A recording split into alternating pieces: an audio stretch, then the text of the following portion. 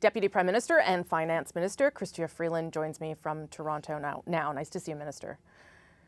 Good to see you, Rosie. I want to talk about Parliament wrapping up and some of the things that you are still working on. But first, I want to talk about the Cowessess First Nation, this preliminary finding of 751 unmarked graves near the former residential school. Obviously, we've heard from the Prime Minister about it. But I'm wondering what more the government needs to do to support this community in particular, or other communities that feel ready to start looking into where these children have gone. Well, thank you for starting with that question, Rosie. And I do think that it's something that all Canadians are thinking about.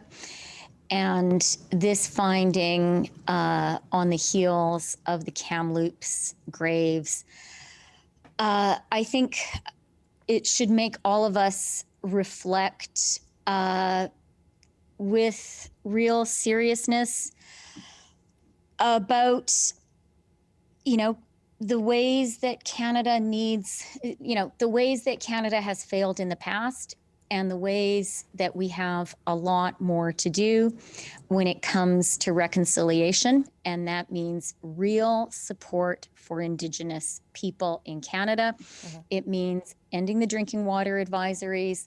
It means support for Indigenous entrepreneurs and Indigenous businesses. It means support for Indigenous children and families. It means support for young Indigenous people to get an education and a job and to thrive in Canada. I'm going to switch gears, but I'm glad you talked about supports, because I'm going to talk about pandemic supports, which is something that the budget, which has now passed, includes extensions of some of those benefits. Passed only in Parliament. We needed to get through the Senate, Rosie. That's right. You're quite right. Senators, if you're listening, thanks for your hard work. Please carry on. Yes, almost done, hopefully for you. What benchmarks are you looking for when you decide to end some of those support programs? For instance, that the CRB is going to be reduced in July. The NDP says that's too soon. What are the metrics that you're looking at to start pulling some of that back or extending it if needed? Okay, so first of all, the budget, which, as you said, has been passed through Parliament, does lay out a clear path, our sort of base case scenario.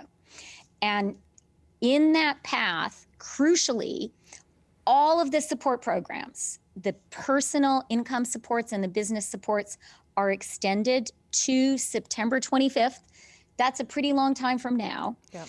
And we create a new program to help businesses sort of lean into the recovery, the Canada Recovery Hiring Benefit. That started at the beginning of June. It runs through to November. And of course, the more flexible EI, which is supporting a lot of Canadians, that continues for another year. So that's our base case scenario. And that is based on really the reopening going as it is going right now. Right.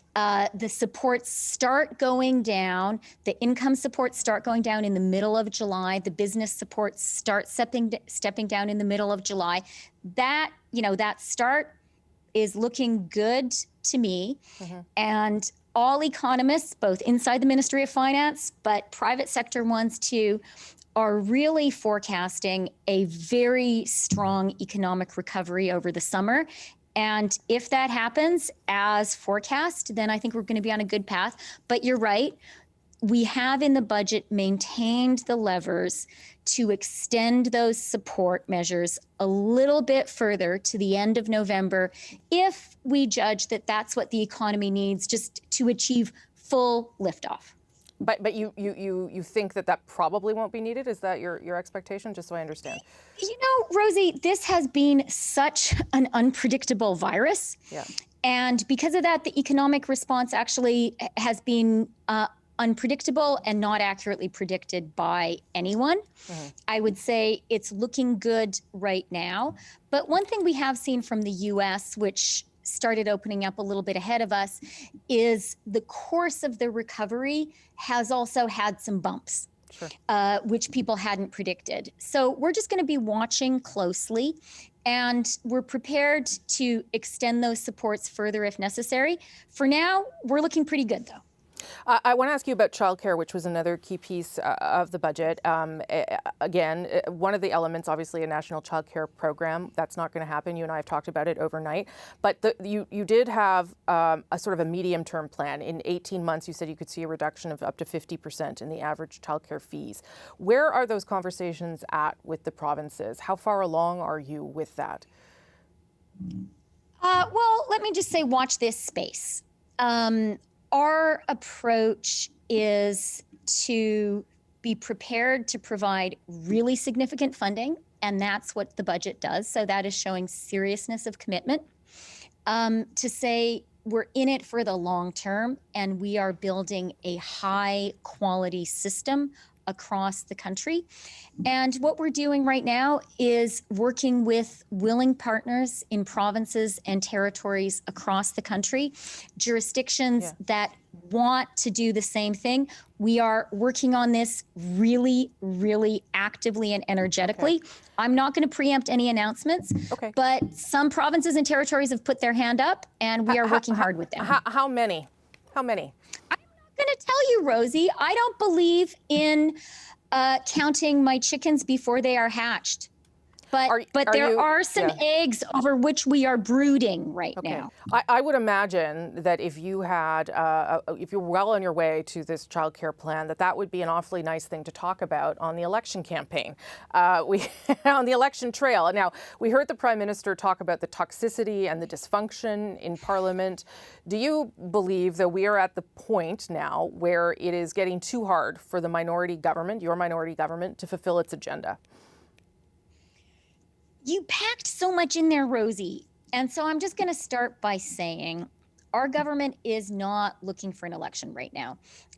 You have touched on three critical things just in a few minutes. You've talked about the hard work we have to do on reconciliation. You've talked about the hard work we have to do driving the recovery and punching our way out of the COVID recession. And you've talked about the hard work we have to do building a system of early learning and childcare.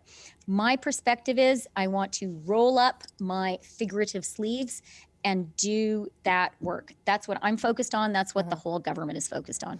But you don't think you need a renewed mandate for some of the things that you particularly as finance minister want to introduce in a post-COVID world? I do think this spring we've had a shift back a little bit to status quo ante. It has been much more of an uphill struggle, even to get the budget passed. I had some really nervous days and nights, and I was worried because, had we not passed the budget in Parliament, and this is why, I take the role of the Senate seriously, and I want to say again to senators, thank you for the work you've done on the budget so far. I'm counting on you to get it across the finish line, and Canadians are too, because we need to get all of those support measures in place in order to really drive the recovery.